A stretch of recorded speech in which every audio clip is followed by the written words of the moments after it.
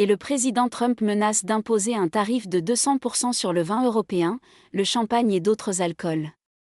Il a déclaré qu'il le ferait si l'Union européenne impose un tarif sur le whisky américain. Trump vient-il de déclarer une guerre économique à l'Europe? Car un tarif de 200% sur le vin européen, le champagne et les spiritueux donnent l'impression que c'est le cas. Tout a commencé lorsque l'UE a décidé d'imposer une taxe de 50% sur le whisky américain, et maintenant les deux parties sont engagées dans une guerre commerciale qui échappe à tout contrôle. Les guerres commerciales ne nuisent pas seulement aux économies, l'histoire a montré qu'elles pouvaient escalader en conflit militaire. Les prix augmentent, les entreprises ressentent la pression et les marchés mondiaux sont sur le qui-vive. Mais jusqu'où Trump est-il prêt à aller? Cette guerre commerciale pourrait-elle pousser les tensions à un point de rupture? Analysons cela. Tout a commencé lorsque les États-Unis ont imposé un tarif de 25% sur l'acier et l'aluminium européen, et l'Europe n'a pas pris cela à la légère. Dans un mouvement classique de représailles, l'UE a annoncé qu'elle riposterait avec des contre-tarifs sur des biens américains d'une valeur de 28,3 milliards de dollars à partir du 1er avril. Et non, ce n'est pas une blague du poisson d'avril. En tête de la liste des représailles de l'Europe, un tarif de 50% sur le whisky américain, un coup dur pour les distillateurs américains. Mais ce n'est pas tout, la situation se complique, car l'UE prévoit déjà une deuxième vague de tarifs visant le vin, le gin, les spiritueux à base de fruits et les liqueurs, en gros tout ce qui rend votre armoire à alcool intéressante. C'est alors que Trump a pris les choses en main. Il a écrit, si ce tarif n'est pas immédiatement supprimé, les États-Unis imposeront prochainement un tarif de 200% sur tous les vins, champagne et produits alcoolisés provenant de la France et d'autres pays représentés par l'UE. Il a ajouté un peu de langage familier en disant que cela serait « génial » pour les entreprises de vin et de champagne aux États-Unis. Mais on peut se demander pourquoi Trump utilise les tarifs. Tout ce que je sais, c'est ceci, nous allons percevoir des centaines de milliards de dollars en tarifs et nous allons devenir tellement riches que vous ne saurez même pas où dépenser tout cet argent.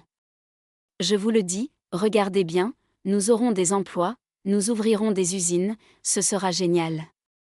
Les tarifs ne sont pas simplement des taxes, ce sont son arme économique préférée. Il les a même qualifiés de « mot le plus beau dans le dictionnaire », et soyons honnêtes, il les utilise comme un marteau-piqueur. Mais pourquoi est-il tellement obsédé par les tarifs? C'est simple, il les voit comme une solution à tout pour les problèmes de l'Amérique, de l'industrie à la sécurité des frontières et à la crise du fentanyl. D'abord, ramener la fabrication aux États-Unis. Trump jure que ces menaces de tarifs ont forcé des entreprises, surtout dans l'industrie automobile, à rapatrier leur production aux États-Unis. Il a fanfaronné lors d'un discours devant le Congrès en affirmant que des usines ouvraient partout. Et dans un style classique de Trump, il n'a pas seulement célébré, il a averti les entreprises, si vous ne fabriquez pas votre produit en Amérique, vous paierez un tarif, et dans certains cas, un tarif assez élevé. En d'autres termes, fabriquez ici ou payez cher. Puis il y a le contrôle des frontières. Trump a utilisé les tarifs comme un moyen de faire pression sur le Mexique et le Canada pour qu'ils intensifient leurs efforts contre l'immigration illégale et l'activité des cartels. Il a accordé aux deux pays une pause temporaire de son marteau des tarifs après qu'ils aient accepté de renforcer la sécurité aux frontières. Le Canada a même désigné les cartels mexicains comme des groupes terroristes. Mais quand il pensait avoir échappé à l'impôt, Trump a fait un mouvement typique de Trump. Un jour, il célébrait en ligne les entrées illégales aux frontières, affirmant que le mois dernier avait été le plus bas jamais enregistré. Merci. Le lendemain, boum, des tarifs de toute façon. Il a déclaré qu'il n'y avait plus de place pour des exceptions, précisant qu'il n'y avait plus de discussion, il devait payer. Et puis il y a le fentanyl, l'un des sujets de prédilection de Trump. La majeure partie provient du Mexique, mais il insiste sur le fait que le Canada n'est pas innocent non plus. Lorsque le Premier ministre canadien Justin Trudeau a tenté de négocier, Trump n'a rien voulu entendre. Il a répondu que de nombreuses personnes étaient mortes à cause du fentanyl en provenance du Canada et du Mexique, et rien ne l'avait convaincu que cela avait cessé. Quant à la Chine, l'ordre des tarifs de Trump les accuse directement de fournir un refuge pour les criminels blanchissant les bénéfices du fentanyl. Trump n'utilise pas les tarifs uniquement pour les batailles commerciales, il les présente également comme un moyen d'équilibrer le budget fédéral. Lors d'un sommet d'investissement à Miami, il a vanté les recettes des tarifs comme étant incroyables, affirmant qu'elles avaient déjà un énorme impact. Mais soyons réalistes, ce n'est pas seulement une question d'argent pour Trump. Les tarifs sont un moyen d'exercer du pouvoir, une façon de faire en sorte que les pays et les entreprises jouent selon ces règles ou en paient le prix. Les États-Unis et l'UE sont plongés dans une guerre commerciale totale, chaque camp tirant des tarifs comme des coups de semonce. Mais voici la grande question, comment tout cela va-t-il se terminer? Qui va gagner cette guerre commerciale entre l'UE et les États-Unis? La réponse courte, personne. Donald Trump aime dire que les guerres commerciales sont faciles à gagner, mais la réalité est différente. Cecilia Malmström, l'ancienne commissaire européenne au commerce, considère cette bataille des tarifs comme un jeu perdant-perdant. Pas de grande victoire, pas de trophée, juste des prix plus élevés, une inflation en hausse et des maux de tête économiques des deux côtés. Et devinez qui souffre le plus? Les gens ordinaires, les consommateurs quotidiens qui se réveillent un matin pour découvrir que leur whisky, leur vin ou même leur voiture préférée coûte beaucoup plus cher. Soudainement, cela coûte bien plus cher qu'auparavant. Malmström n'est pas seule dans son scepticisme. Elle dit que 95% des économistes s'accordent à dire que les tarifs douaniers n'aident pas vraiment, sauf peut-être pour un petit cercle autour de Trump qui pense autrement. La présidente de la Commission européenne, Ursula von der Leyen, a également clairement fait savoir que des tarifs plus élevés ne sont pas seulement une mauvaise politique, mais qu'ils détruisent les chaînes d'approvisionnement mondiales. Et ce n'est pas seulement l'Europe qui tire la sonnette d'alarme. Wall Street est nerveuse. Plusieurs grandes banques ont déjà révisé à la baisse leurs prévisions de croissance. Pour l'économie américaine, craignant que la frénésie tarifaire de Trump ne stimule l'inflation et ralentisse les choses. Et c'est ici que les choses commencent à devenir chaotiques. Les tarifs ne nuisent pas seulement aux entreprises étrangères, ils touchent aussi les entreprises locales. D'abord, les prix augmentent, rendant les produits de première nécessité plus chers, et une fois que les gens s'attendent à ce que les prix augmentent, ils commencent à faire des stocks, ce qui aggrave encore l'inflation. Ensuite, il y a le coût caché. Les taxes d'importation plus élevées signifient que les fabricants américains paient plus pour des matériaux étrangers, ce qui rend leurs produits moins compétitifs à l'échelle mondiale.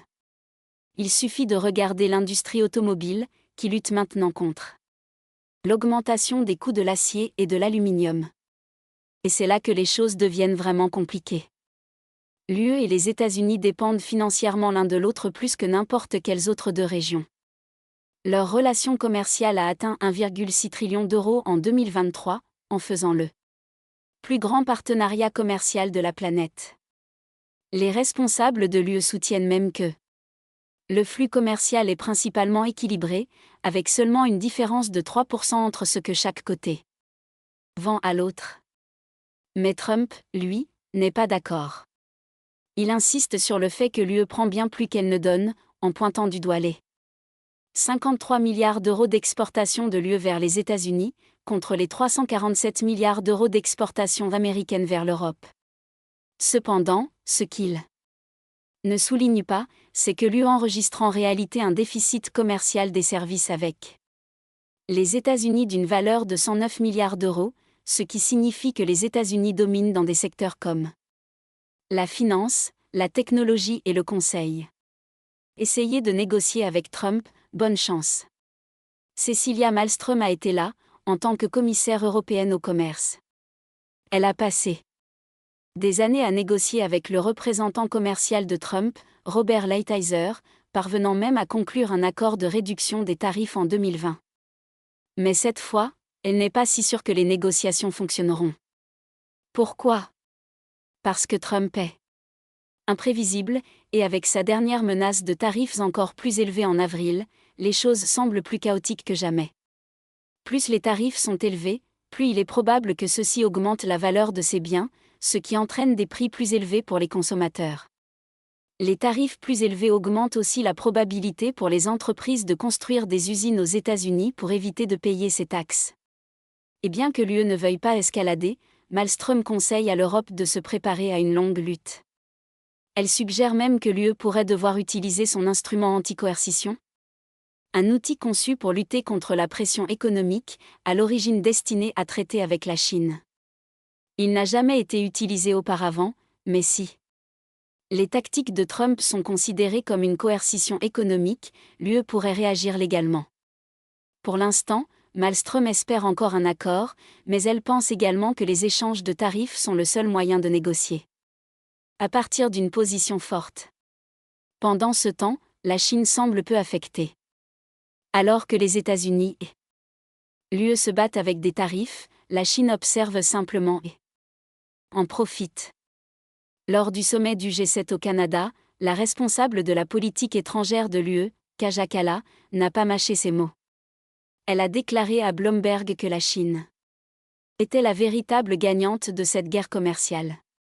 Qui se réjouit de la situation ? La Chine, a-t-elle dit. Eh bien, bien sûr, comme je l'ai dit précédemment, nous ne sommes pas intéressés par les guerres commerciales. Il n'y a pas de gagnant dans les guerres commerciales. Qui se réjouit en ce moment, c'est la Chine, qui bénéficie vraiment de notre guerre commerciale. Elle a raison, car tandis que les États-Unis se battent contre leurs alliés, la Chine renforce ses liens commerciaux mondiaux. Alors que Washington éloigne ses partenaires, l'UE ne reste pas sans rien faire. Elle diversifie déjà ses partenaires commerciaux, s'éloignant d'eux. Sa traditionnelle dépendance vis-à-vis des États-Unis. Même l'ancienne diplomate américaine Wendy Cutler a souligné que l'UE s'est activement engagée dans des accords commerciaux avec les pays du Mercosur, l'Argentine, le Brésil, le Paraguay et l'Uruguay. Cet accord seul élimine 90% des tarifs, offrant aux entreprises européennes un gain annuel de 4 milliards d'euros. Et devinez quoi ? Les produits sud-américains ont désormais un meilleur accès au marché européen que les produits américains. Et pendant que les batailles commerciales de Trump continuent, la Chine avance à grands pas. Elle a récemment mis à jour son accord de libre-échange avec l'ASEAN, renforçant ainsi son influence en Asie du Sud-Est. Cutler a clairement indiqué que si les partenaires commerciaux des États-Unis ne peuvent pas compter sur Washington, ils se tourneront vers la Chine à la place. Et c'est exactement ce qui se passe. Les choses évoluent rapidement, l'Europe explorant de nouveaux accords commerciaux. On parle même de l'UE rejoignant le CPTPP, un énorme pacte commercial du Pacifique, que Trump a quitté en 2017. Si cela se produit, la position de la Chine ne fera que se renforcer, tandis que les États-Unis continueront à se pousser dans l'isolement. Ainsi, les tarifs continuent d'augmenter, les prix montent, et la tension ne diminue pas de sitôt. Trump,